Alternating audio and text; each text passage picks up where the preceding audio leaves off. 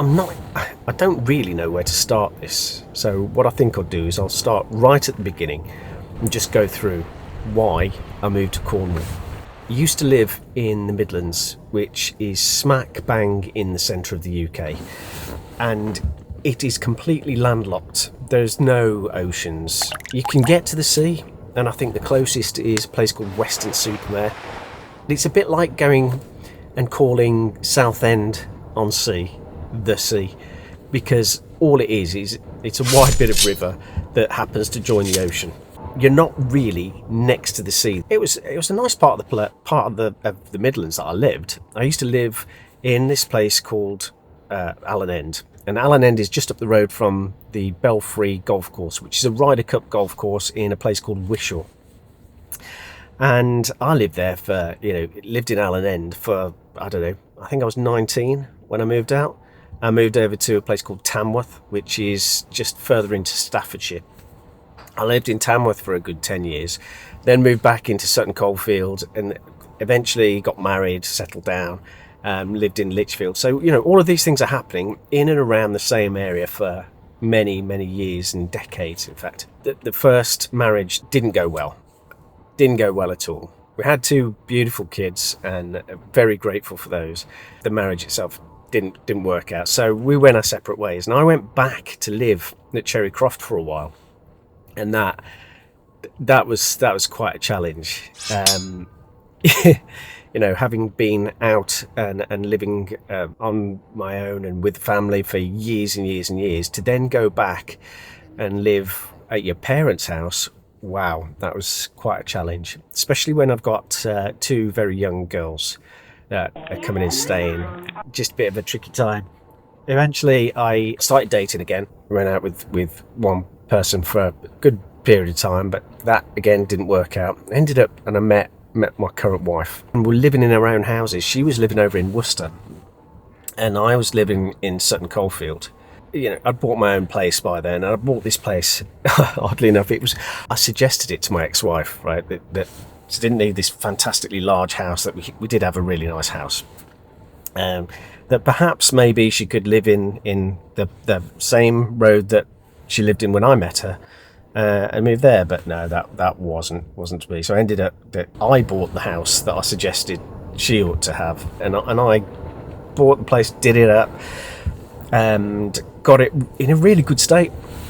Only problem was, by the time I'd got ready to sell it, it was 2008, and I don't know if you're old enough, if you know, but 2008 it was a big crash, and property prices absolutely bottomed out.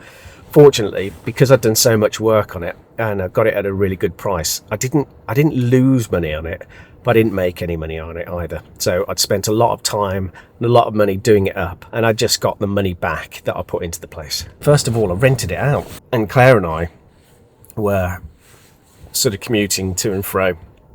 One weekend I'd go and spend it at hers in Worcester, and then the other weekend she'd come and spend it at mine up in Sutton. Eventually Rosie came along. We're like, okay, so we're gonna do something to get together. And so we did. We moved to a place in Inkbarrow, and that was fab. It was a really beautiful place. It was a farm, and I rented a plot of land on the back. So we got this house that we were renting out. We got my house that was being rented out, and it was doing all right. Things were going well. Got quads and go-karts and things for the kids to be able to taz around the field. We got a big polytunnel, set that up in the field, and started growing veg, and it's like it was really living the good life. Sweep off to the right. That wasn't quite real. It wasn't real because we were renting this place, and we knew that we could never get to buy it. And although it was lovely and we've got the countryside around us, it was a lot of work to maintain the land and to maintain the grounds that we were renting, that we would never own. So you're putting a lot of effort into something that you're never actually gonna be able to realise at the end. That came sort of crashing in at the point that I was working on contracts, and I've been working with this one client for years. It's a company called Capgemini. I've been working with them for, I don't know, four and a half years, and I've kind of gotten gotten used to working with them for so long, it became like a regular job. HMRC, who we were working with, introduced some rules that said you can no longer be in a contract and be acting as an employee. So you're going to have to leave. If you've been in this place for 2 years or more, you've got to leave. Well, of course, I've been there for 4.5 years. So that was it. And my time was done. So my contract was finished off. Within the same week, the tenants moved out of the house. So we'd now got to start paying that mortgage. And I had a huge tax bill that year. So it ended up, we'd got to find the money for the tax bill, we got to find the money for the mortgage, we got to find the money for the rent, and we looked at what was going on, and we'd had some real bad issues with my ex-wife, and I didn't get to see the kids, and that had been going on for quite some time. So everything came together, that everything had ceased. So we decided that we were going to make a real change. And we were going to move somewhere completely different and start a new life.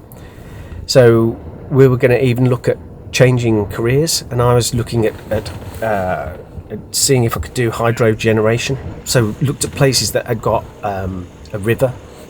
So we were going to sell the house, we were going to move out of the rented place. We decided we were going to do all that, so we handed the notice in at the rented place. And for a while we moved back to the house in Sutton Coldfield. All of us moved in there just to keep the costs down a bit. And look for a new place to live. And so we looked in Wales, because that got the right sort of geology. Lots of water, lots of rivers, lots of streams. So plenty of opportunities for doing hydroelectrics. But we were kind of a bit concerned, because at the time, the boy was about 12 years old, Claire's lad, and Rosie was starting toddler. And we realised that when you go to Wales, one of the things is that you have to speak Welsh in school. And we thought that's going to be quite a barrier for Tom. So we thought, well, where else could we go that's got a similar sort of geology where we could do this sort of thing? So we started looking at Cornwall. And it was one of those, why the hell didn't we think of that before? Because we always, whenever we were going to go away, we're going camping or whatever, we would go to Cornwall, and we would go for trips, even day trips, right? We'd go for day trips from the Midlands to Cornwall, and then come back dead late at night and just crash, because it was one of the favourite places. The geology, the geography, it was just absolutely beautiful. It's a real stark contrast to the rolling hills of Staffordshire and Warwickshire and Worcestershire. The greenery that you see there and the trees, you get quite a brutalist realisation of the topography here in Cornwall, because you get a lot of cliffs. Most of the trees were taken and used down to mines to be able to support those. So and you've got the weathered rocks and the outcrops that are battered by the sea, right? Because you get a lot of wind here. It's facing direct into the Atlantic. In fact, you might be able to hear just now, it is blowing a hoolie outside, because the winds shoot straight across the Atlantic, or they come across the English Channel and they batter Cornwall. So all the time, it's quite a rough environment. Certainly this time of year in autumn, it's rare that you get a still day or two here. It's always winds blowing, and that again, quite different to the Midlands. In the Midlands, you being so landlocked, you get a lot of still air, which means in the summertime it can be absolutely unbearable. The heat is incredible, and in wintertime, again, the temperatures can drop dramatically, and it can be freezing cold, and you get snow and ice. Whereas here in Cornwall, because of the oceans around you, it keeps it sort of temperate. So one of the things I found surprising when we did actually end up moving to Cornwall was that the grass here grows all year round. You've got to cut it midwinter without fail. Every couple of weeks you've got to still do that, that was a bit of an odd one. So we decided that we were going to come to Cornwall, and we hunted and we were struggling to get a place. And then one weird combination came together. We had the newspaper, and we read an article in the newspaper about the changes in planning laws, and these changes were going to bring about a change of use. So you could just apply to the council for a change of use and convert like a shop to a living, or from a living into an office, or an office into accommodation. And so it was a really simple process, and it was kind of like the council had to agree to it, and all you had to do was apply. So that was a bit interesting. And then about 3 weeks later, we found a farm for sale.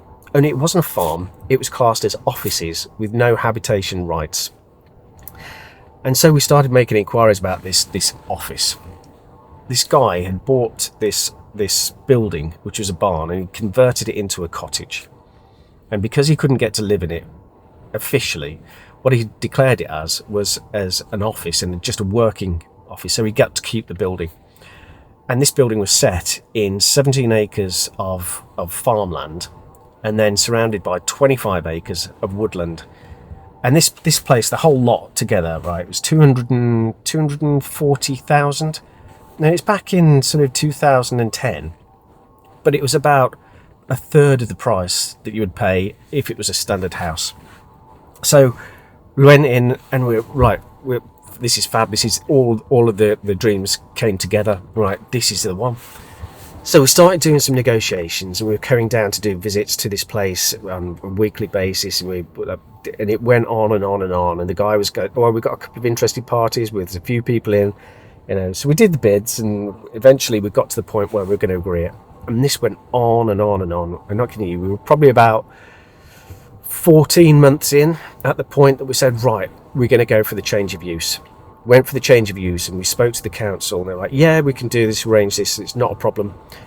So we got them to come and meet us at the property, and I said, look, don't go into the place. The guys had a load of court orders to get off the property because he's been living there illegally at the moment, so for God's sake, don't go in there. Yeah, no worries.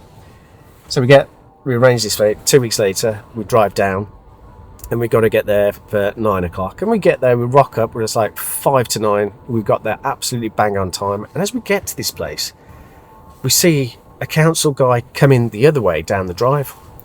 And we're like, that's a bit odd. And he's got a face like thunder, and he's like really upset.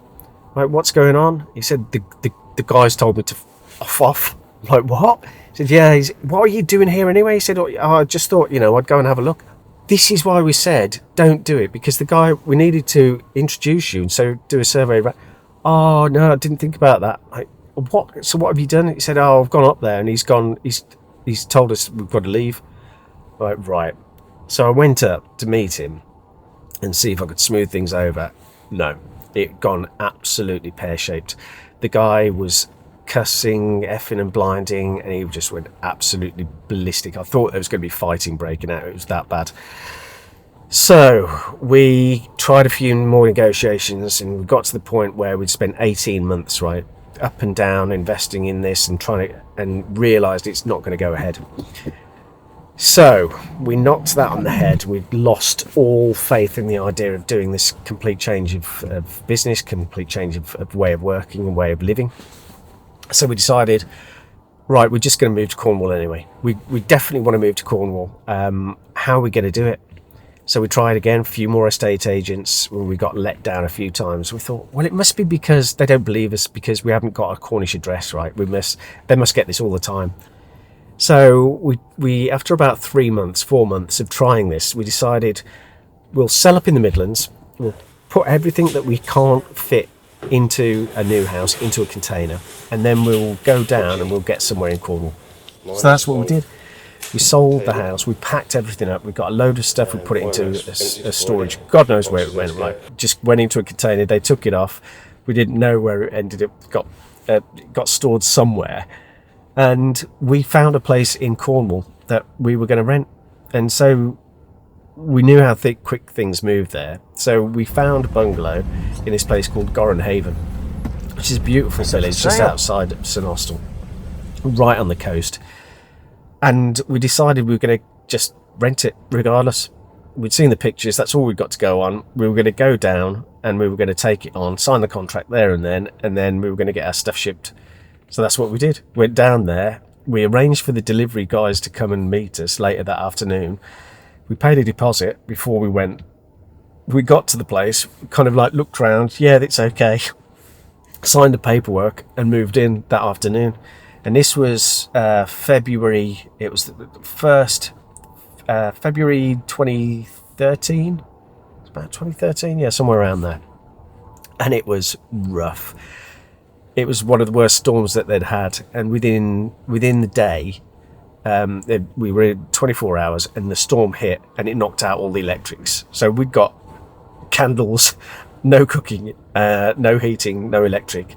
So we just went in, and we were living with like just got takeaways and candles to be able to see what we were doing for the first few days. It took about 3 days to get that fixed, but then we decided we stayed in Gorenhaven for I think it was about 3 years, and it was an absolute fab introduction to Cornwall. The people, the way that people live here, it's all about working to live, and that's it. It's about meeting up, it's about going to the beach, it's about chatting with your neighbours, it's about chatting with the people who you meet in the street. Strangers become instant friends. It was just a really quite an interesting introduction to how you can live. In the Midlands, nobody's got time. Everybody's rushing about. They don't have time for you. In fact, one of the massive differences is in the Midlands, there's almost like a race on every road, and people will try and nip in front of you or try and overtake and try and just to get that little bit of an edge, get there faster or get there quicker. Here, people will stop and let you out. People are very courteous. They just stop and wave you on. In the supermarket, right, this is a good example. In the supermarket, in the summertime especially, when the tourists come down, you can see they get very frustrated with the way that things happen, because in the supermarket, it doesn't matter how big the queue is, if the person on the till meets a friend or they get chatting to one of the customers, they will just chat, and regardless of how many people are waiting, you just get used to the fact that people will be there directly. And directly is kind of like Spanish mañana. People will get round to it, and they will do it, but in kind of their own good time. If somebody here says that they come out to do a job for you, fix a boiler or sweep the chimney or whatever, they'll be directly. That could be somewhere between they'll be there in the next couple of hours to the next couple of months, right? That's how it is. It's just, it doesn't matter, because you've got, it'll happen, and things will get sorted. But there's no sense in rushing these things, because it'll happen at the right point at the right time. The only thing that is timed here are the tides, and people get used to working with the ocean because of the fishing and because of the access to the beaches and the surfing and the leisure activities. That's the only thing that people do really focus on the timing of.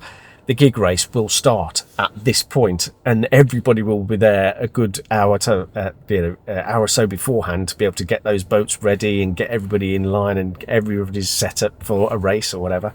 But working, no, not quite the same. People will be there directly. It's funny. It's a better way of being, I find, a better way of being. But that better way of being does come with the consequences that you've got to be a bit more laid back about things. You've got to kind of work at other people's pace and get used to just slowing down. And that is part of the key difference that certainly attracted me to living in Cornwall. That change of pace from trying to move at 900 miles an hour to then just take things easier, slow things down.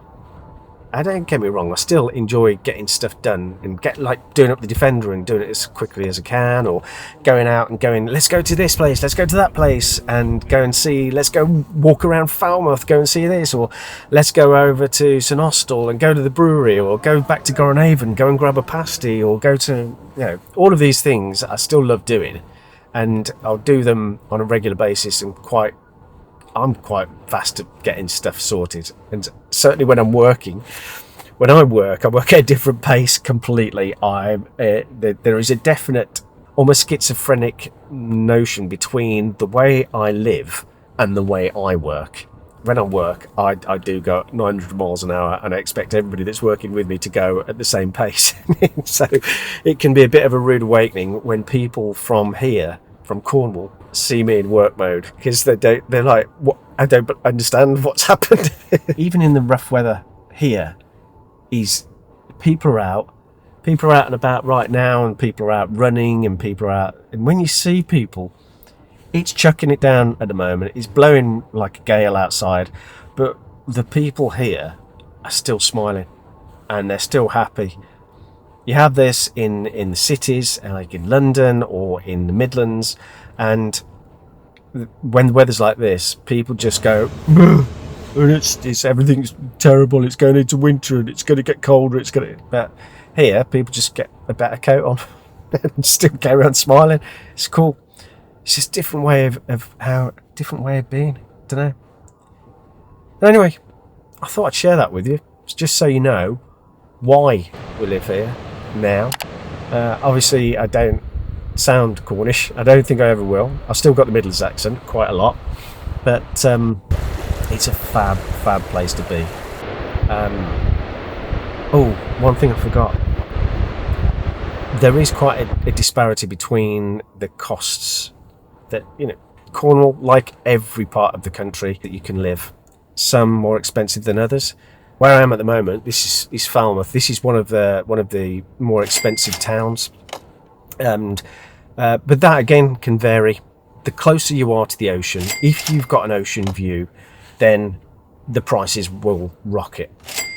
But there again, if you move further in town, you can get the towns that are away from the ocean and that you perhaps can't see, then it is more cost effective. But even so, comparing the Midlands to Cornwall, it's more expensive here.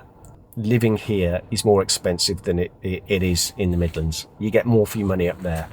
But there again, in Cornwall, the further you go into the centre of the county, you get more for your money there than you do if you're in one of the sea towns like Falmouth. Anyway, I've waffled on for enough now. So thank you very much for watching. If you've got any more interest in finding out about Cornwall, drop me a note. Let me know what you want to find out about, and you never know, I might even do a video on it.